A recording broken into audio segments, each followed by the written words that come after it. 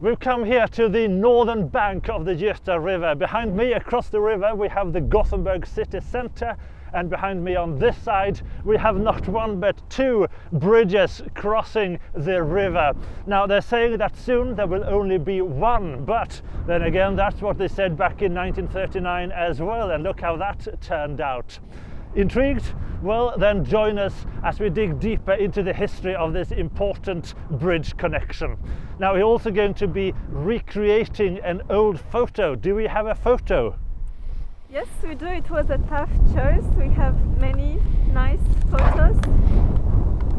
However, I believe this one is the best for you to recreate. It's a photo from 1947. And to recreate this photo from 1947, we're of course using an old camera. This one is from 1936, so it was around when the original photo was taken. Will we succeed, or will we have to admit defeat? Well, there's only one way to find out.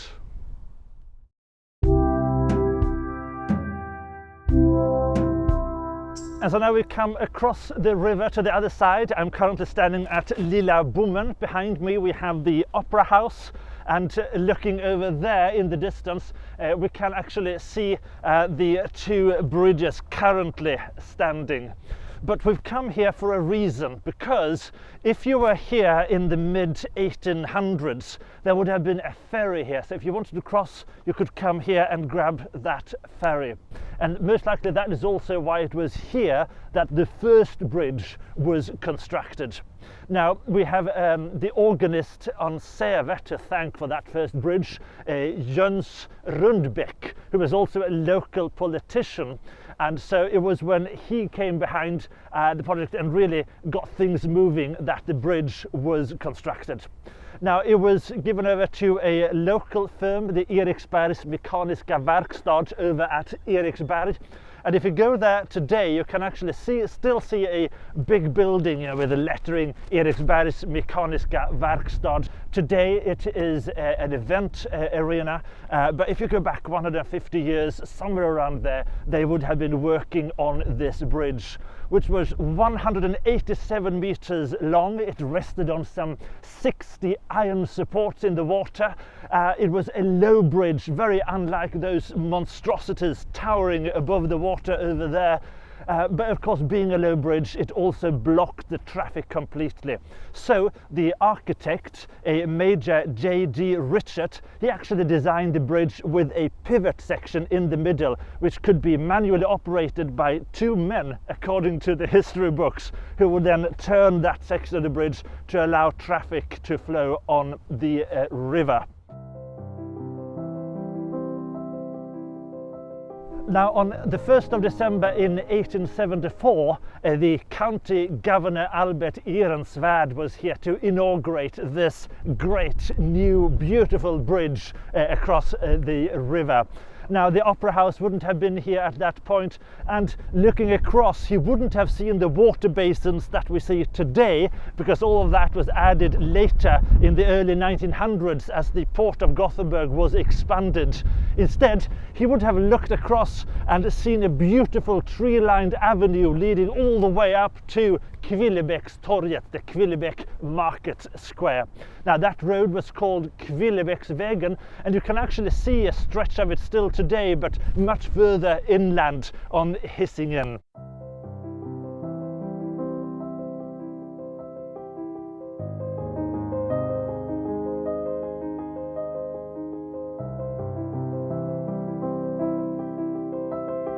Now the bridge itself was officially called Hisingsbron, but people in the city soon started calling it Hisingsbron instead, which is actually the official name of the new bridge being built over there.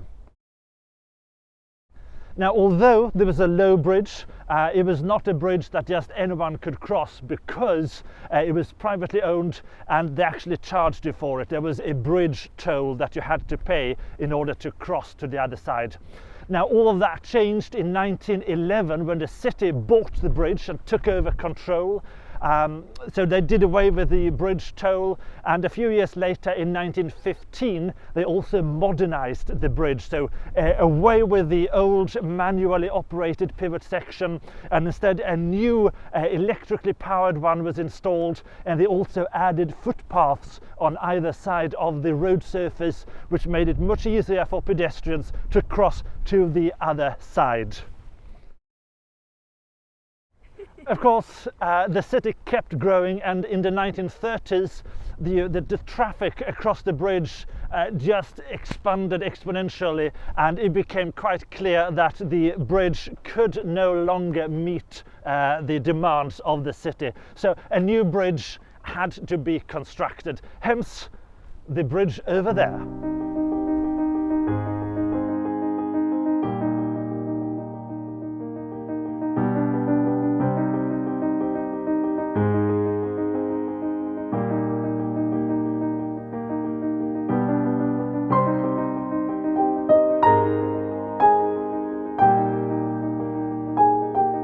The Götaälvbron was inaugurated in 1939 during a fabulous snowstorm.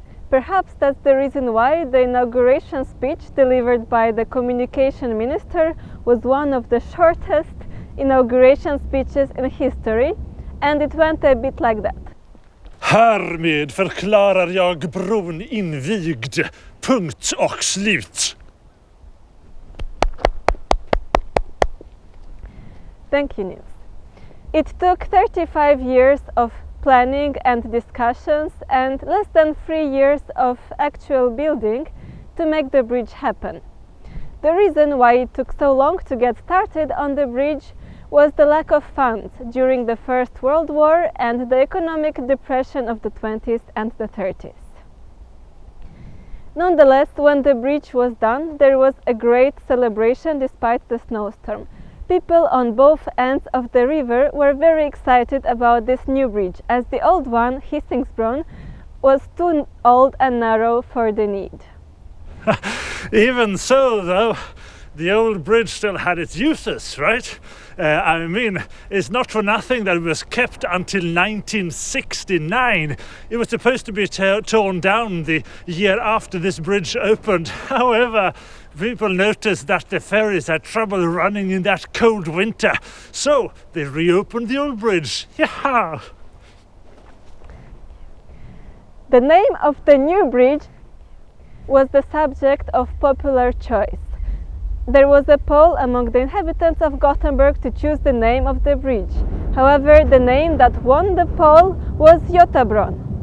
The authorities decided to discard that name and name the bridge Götaälvbron instead. The structure was modern for those days, as the architect chose a structure based on welded metal instead of rivets, which was the basic choice in those times. However, the welded structure did not age very well. Also, the steel used in the construction proved to be brittle and not so elastic, causing problems later on. The consequence of that is that in the modern times, heavier vehicles can only go in the middle of the bridge and at the lower speed. In the latest years, it became increasingly apparent that the bridge is getting tired. In 2006, while a sweeping machine was crossing the bridge, a large piece of cement and asphalt became loose, gaping a big hole in the biking lane.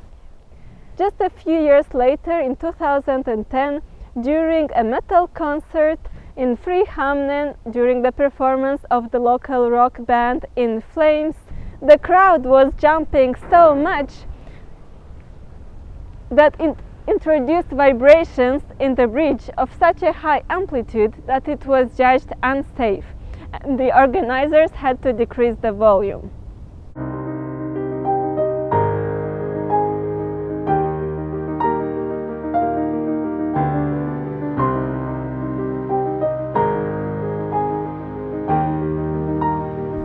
On the 9th of March 2010, the city of Gothenburg decided to get starting on building a new bridge, as the old one is getting tired.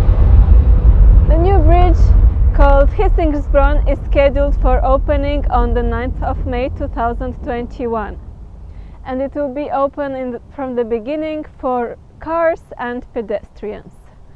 Later on, the bridge will also let the tram pass, and that is when the destruction of the old bridge Götaälvbron is scheduled to get started. The bridge is about 400 meters long and has a rather unusual structure called arpeggio to let the big ships pass under it. At rest, this part is 12 meters tall, but at its maximum elevation is 28 meters tall. At night, the bridge will be intensely lit, which will make it visible from afar and become a local landmark. The name of the bridge was subject to a popular poll as well. However, the name that won the poll, Golden Glen, was discarded by authorities, who decided that Hisingsbron was a better name, as it was a reference to the first bridge, Hisingsbron, a few hundred meters away, so deeply rooted in the history of Gothenburg. So we are in pursuit of that spot where the 1947 photo was taken. We thought it was Sten Piren, so we went there, but it turns out it isn't. So we're back here at Lilla Bommen. We have the opera house behind me, and this is practically exactly where I was stood when we shot that first section about the first bridge. Turns out it might have been here that the photo was taken, so we're going to have a try now.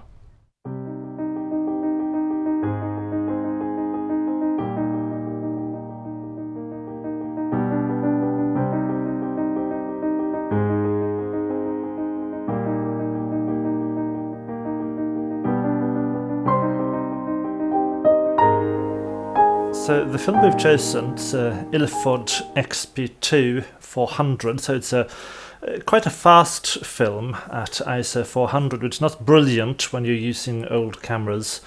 But the reason why we did choose this film is that it can be processed in C4:1 chemicals, which means that it's treated as a colour film, which in turn allows us to hand it into the local lab, and they can actually process it locally there, so it should speed things up a bit.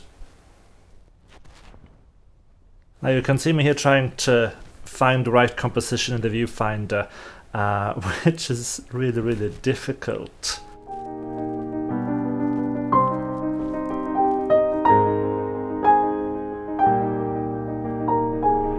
We have set up the camera, the tripod. I honestly have no idea if we have set it up in the correct spot, because with this viewfinder it's tremendously difficult to see what we're actually taking a photo of. Now there's supposed to be a separate viewfinder here, but unfortunately with a camera from 1936 that one is lost to us. So we're relying on this. We're probably going to have to take a few photos here just to be sure, but it's all part of the experience, isn't it? Right. So if we just move over that direction roughly 3 meters.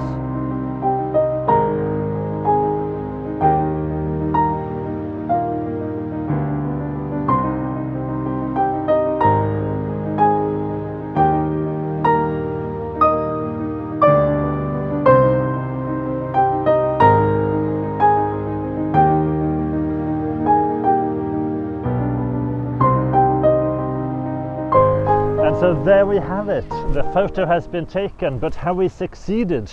Well, it's off to the lab now, and hopefully we will know soon. And while we're waiting to get the film back from the lab, let's revisit the latest bridge again, shall we? Hisingsbron. So it did open on the 9th of May 2021 as planned, and we were of course among the first people to cross it in the days following the opening.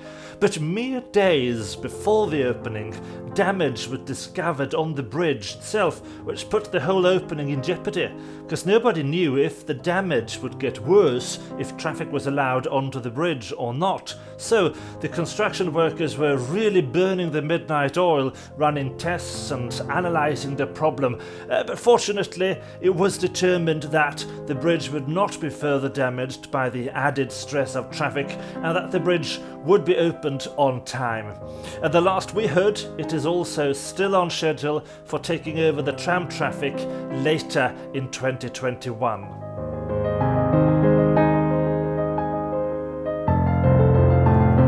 And now, what we've all been waiting for. Did we succeed in recreating this 1947 photo, or did we fail?